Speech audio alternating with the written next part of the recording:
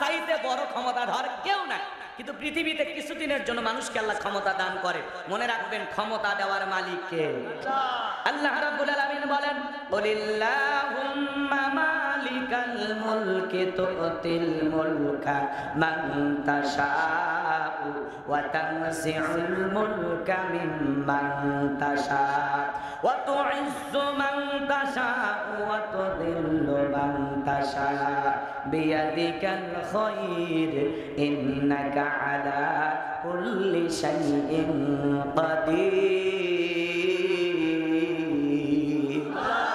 সূরা আলে ইমরানের 26 নম্বর আয়াত আল্লাহ রাব্বুল আলামিন জানিয়ে দিলেন, রাজত্ব দেওয়ার মালিক আমি আল্লাহ। বলে তো ক্ষমতার চেয়ারে বসানোর মালিক কে? ক্ষমতা দেওয়ার মালিক কে? কাউকে ক্ষমতা দিলেই যে সম্মান দেওয়া হলো এমনটা নয়। ক্ষমতার সম্মান দুইটা ভিন্ন জিনিস। কথা বলেন না কেন? এই পৃথিবীর জমিনে অনেক মানুষকে আল্লাহ ক্ষমতার চেয়ারে বসাইয়াও বাড়াবাড়ি করার কারণে, দাম্ভিকতা করার কারণে জুতার বাড়ি খাওয়ায়া বিদায় করছে। কথা বলে ঠিক না? নমরুদকে আল্লাহ জুতার বাড়ি খাওয়ায়া ক্ষমতার চেয়ার থেকে নামাইছে। কথা বলেন না কেন? এই যে শ্রীলঙ্কার প্রেসিডেন্ট, আমরা সাক্ষী মিডিয়াতে দেখছি, আমরা দেখি নাই? শ্রীলঙ্কার যারা নেতা ছিল এরা জনগণের প্রতি জুলুম করার কারণে ওই দেশের জনগণ নেতার কাপড় খুলে ক্ষমতার চেয়ার থেকে নামাইছে। ভাগ্যিস ভালো সেদিন হাফ প্যান্ট পরা ছিল, তাছাড়া পুরোটা পাবলিক